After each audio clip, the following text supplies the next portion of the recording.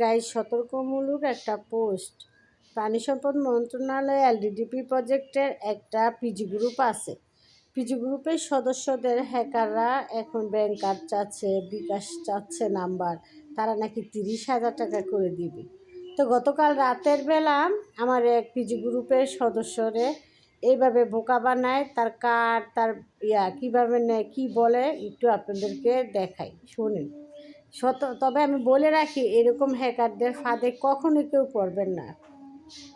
বাটপার মানুষের কীভাবে বোকা বানায়। সে একটা আইডি করছে প্রাণী সম্পদ মন্ত্রণালয়, এই যে দেখেন, গ্রাহকরে সে এইভাবে বোকা বানায়। আপনি এরকম ভিসা কার্ড দেন, এনআইডি কার্ড দেন। আমাদের যে পিজি গ্রুপ আছে সেই পিজি গ্রুপের সদস্যদের সে এইভাবে হ্যাকারে বোকা বানায়। সে কি বলছে একটু আপনাদের অডিও কলগুলো শোনায়।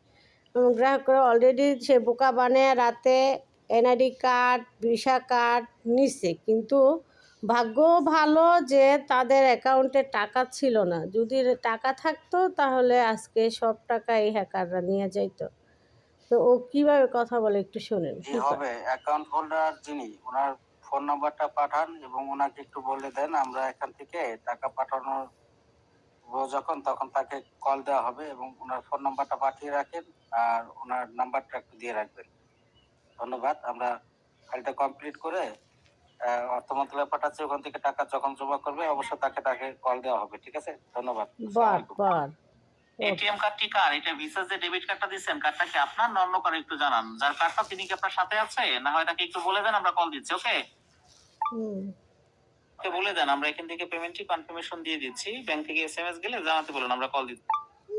কি টাকা রেডিও আপনার টাকা তো বোন কি আপনার সাথে আছে? আমরা অনলাইন পেমেন্টই করে দিয়েছি। ব্যাংক থেকে কি তিনি কোনো মেসেজ পেয়েছে একটু জানান তো আমাকে।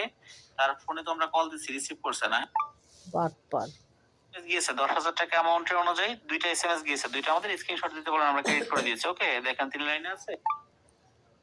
আচ্ছা, ওনার যে ব্যাংকের অ্যাকাউন্ট দিয়েছেন, ওনার ওই অ্যাকাউন্টে পাঠানোর জন্য অনেকবার ট্রাই করা হয়েছে। হ্যাঁ, ওনারটা তো এইভাবে হচ্ছে না। আগামীকালকে আপনারা যে কারো একটি অ্যাকাউন্ট বা এটিএম কার্ড দেন, তার ওইটাই হয়তো তার ওইটা থেকে অনলাইন ই কমার্সটা চালু নেই। হ্যাঁ, ব্যাংক ক্রেডিট একেবারে আপনার লো করে দিয়েছে। হ্যাঁ, যার ফলে ওটাতে টাকা একবারে লো, সেটা হ্যাঁ জানে।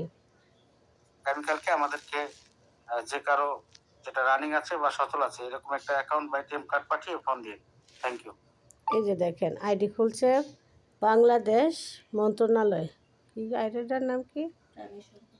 প্রাণী সম্পদ মন্ত্রণালয়। কীভাবে তারা বোকা বানায়, মানে ওরা চেক করছে, কার্ড দেওয়ার পরে চেক করছে, চেক করে দেখছে যে লো, টাকা নাই। মানে সকাল 8টায় আবার দিছে, সময় দিছে, যেটার ভিতরে টাকা আছে সেই নাম্বারটা দিত। তো ভাগ্য ভালো যে আমি তো এলএসপি পদে আছি, আমার সদস্য আমার বাসায় আসছে, এদেরকে বলে দিলাম যে এরকম হ্যাকারের আর কখনো যেন ফান্দ না পড়ে। যদি কালকে অ্যাকাউন্টে টাকা থাকতো তাহলে সব শেষ হয়ে যেত। তো যারা আছেন এই পদে সবাই সাবধানে থাকবেন।